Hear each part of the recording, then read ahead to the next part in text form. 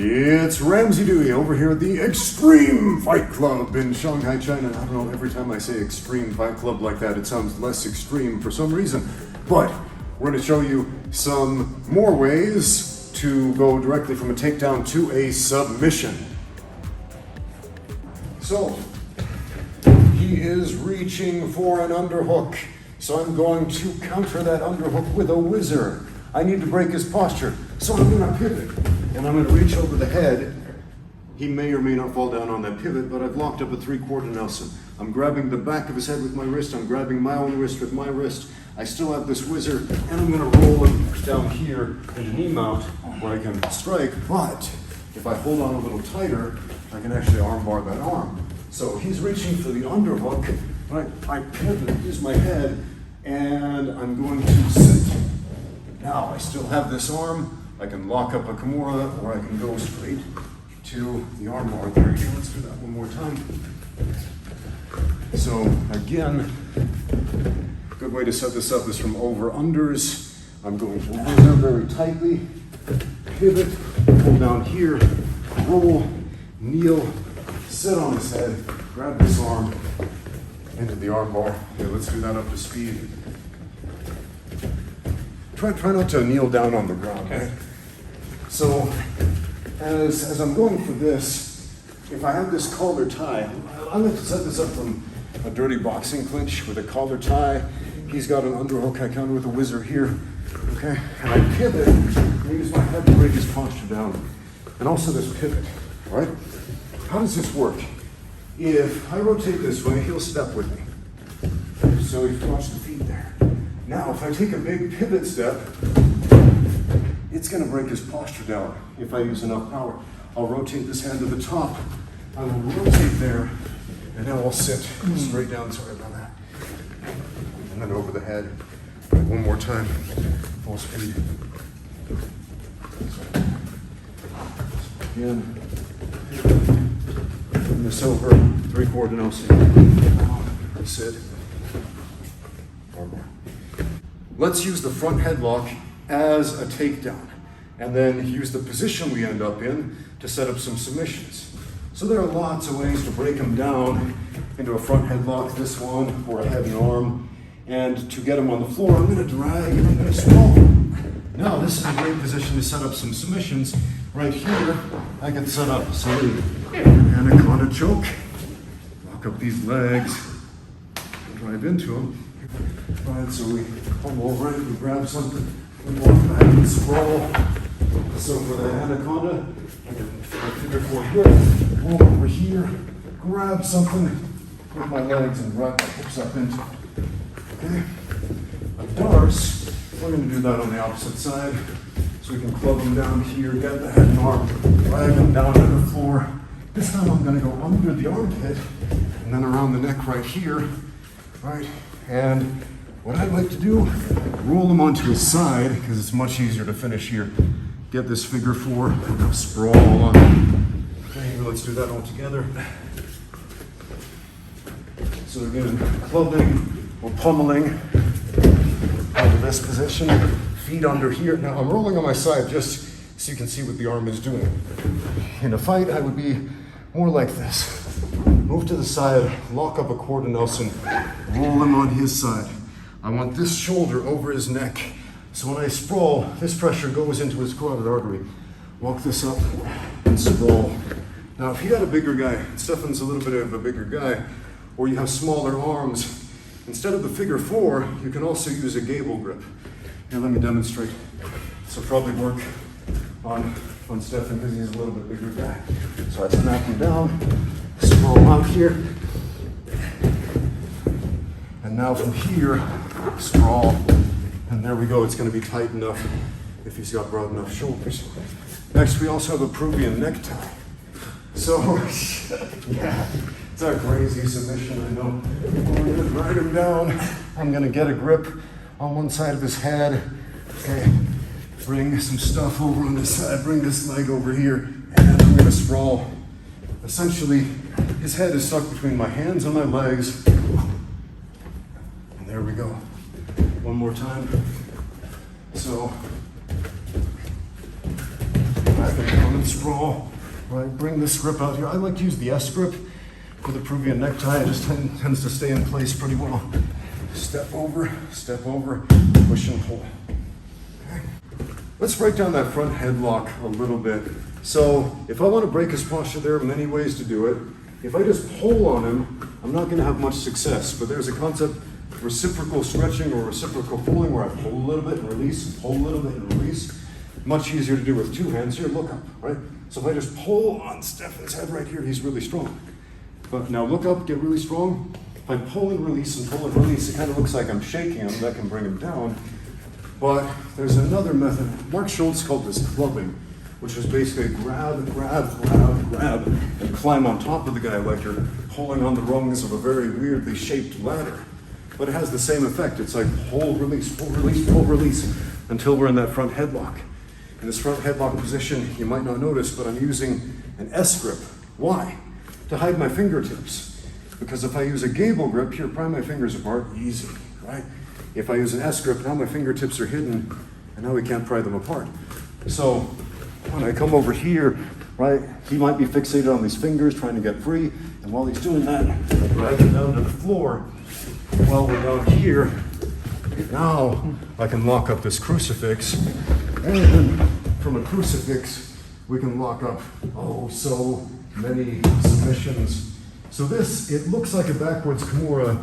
What I'm doing is actually a bicep slicer and wrist breaking technique while I'm choking him with a triangle choke here. I can also, if this leg comes up, we can reach up, start with Spladles and knee bars and footlocks, nasty things like that. There's so many ways to submit somebody from the crucifix. I don't spend that way. But let's do that one more time. So we're gonna club into the front headlock, drag him down, drive the head to the floor. This is very important. If he can look up, if he can see you, and I'm trying to lock up one of these, boom. Now forget about getting a crucifix. Control that head first, staple his forehead to the floor, and if you can do that now we can lock up a crucifix. Now we can pull onto the back. Now we can get all these strikes. Now we can start neck cranking him. Now we can catch him in these. Now we can start breaking the arms and do horrible things that way. This next move, the flying guillotine choke, which tends to work out pretty well if you're fighting a taller guy. So, bonus, we have a slightly taller guy. So, essentially I'm gonna jump, get this over here, and then lock up a guillotine. I can drag him down to the floor with me, but I prefer to finish standing this. But a very common reaction to this, if I jump up, people tend to and then we'll move out to this guard position. You'll notice I'm not on my back. A lot of people make the mistake of trying to finish a guillotine like this, holding the guy down here. I'm pinned on my shoulders. You'll notice his shoulders on top of my chest. I will not finish. It's just gonna squish me, right? Instead, I want to keep the shoulder away from me. I want to get on my side. I'm going to bring this up here, and this gets very, very tight. So I don't know if you can see this hand right between this shoulder, right here. Focus on it. Right here. Okay? Now, if this hand isn't here and he brings the shoulder down, I've lost that guillotine and I need to reposition. So one more time, I'm not just jumping into it. I can use his body to boost me up. So if I have a collar tie on him, some grip on my opponent, as I pull, I'm holding myself up in the air. So we can start with hand fighting, grab something up, down. There we go into that guillotine. And either finish from standing or drag him down to the guard. Let's do a spladle as a counter to a single leg takedown. So if Stefan grabs my leg and a single leg, maybe his head's on the outside or I can push it there. And if I'm able to balance here, I can hook this leg. So a spladle means I'm controlling one of his legs with my arms and one of his legs with my legs. And I'm gonna roll into his hips. So I've got this leg with my legs and this leg with my arms. I'm gonna grab his toes and apply a toe hold right here. This is a figure 4 toe hold. Focus on this foot right here. Stare at the feet, guys. I'm gonna wrap my hand, my palm right over his little toe. I'm gonna grab my own wrist, pull my elbows in, and curl my wrists down until I get that tap. Okay, one more time. So he shoots for a single, and I grab this, and roll, lock up the legs, and toe. Here's a really simple one. I take his back. How do I put him on the floor? A million ways, but here's a very energy efficient one. Right, and set, get your hooks in, and then choke him. So, super simple way to finish a submission. If I have the hooks from behind, right, you push a little bit, and then pull, one set, go down, get your hooks in, slide that right around the neck, rear naked choke. I'm gonna do a hip throw from headlock. But I want you to focus on what I'm grabbing with this hand. If I'm reaching around the head, look at this hand. What am I grabbing? It's his armpit. I'm digging my fingers into his armpit. And there's a very specific reason. If you're doing no-gi judo, this becomes a very efficient handle. If I just grab the head, it's gonna probably slip out into one of these goofy schoolyard bully headlocks where he can just lift me up and throw me all over the place, and now this becomes an efficient handle for him. But if I want to break his posture and control him, off of a side headlock, I reach around and dig my fingers into the armpit. You'll notice this breaks his posture down even more. I can get under him, I can move right down into kesekatame or scarf hold, whatever you want to call that. And they're going over here. The submission we're going to do from here, I'm going to reach in here and grab my thigh. Again, this hand in the thigh, this hand over here, grab this thigh. And I'm going to squeeze. You might remember Bas Rutten doing this technique back in the old Pancrase days. Let's do that again. So, again, reach around for that side headlock, dig into the armpit, down here, down with him. Oh, I lost the head. Let's grab that head again. Grab the thigh, grab the other thigh, and squeeze until we crush the life out of him one more time. We're going to follow you down to the floor. Now, if we were being less nice to each other, you drop on top of him from that, but, you know, we'll try to be decent training partners. So grab this, grab that, squeeze, there we go. The no hands knee bar. You want to see this in action, look up Ricky Lundell versus Brandon Ruiz, little guy versus big guy, awesome grappling match. Surprise ending if you don't know this technique. But we get a double leg. Boom. This up. And why is he tapping out? It's a knee bar. We're hyperextending the knee with the legs. So let's break this down. Over unders, right? And we're gonna pull, and we're gonna shoot, shoulder to hip, drop on top, keep my head down here. Now, watch my right leg, it's already between his legs. So I hook it under his leg. I'm gonna grab right under the butt, triangle my feet, and now sprawl under the knee.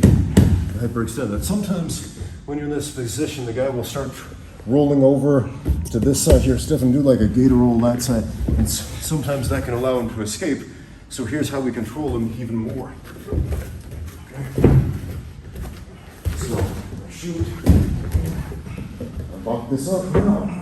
To prevent him from rolling, I can hook under here, grab the thigh, make his base wider. Okay, one last time.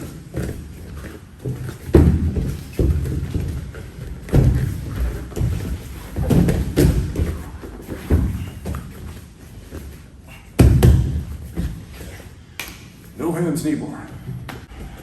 We're going to use the dragon tail sweep as a leg scissors. You know that Mortal Kombat move. But instead of kicking the leg out from under him, we're going to tangle the legs and then set up some leg locks from there.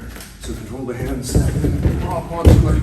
Now I've got two options. I got a toe hold right here, or get up right there and calf crank him. One more time.